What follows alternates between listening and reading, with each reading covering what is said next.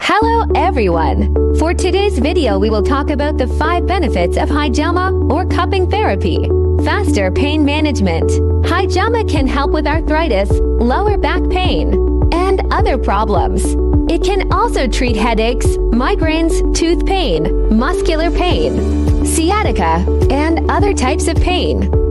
Cupping improves blood circulation. The increased blood flow to that location can aid in relieving muscular tension and promoting cell healing. Cupping increases the blood flow. Cure chronic fatigue syndrome. Hijama or cupping is an excellent therapy for this problem. Lung disease reliever. Cupping is an excellent therapy for respiratory illnesses, such as persistent cough, asthma, bronchitis, and pleurisy.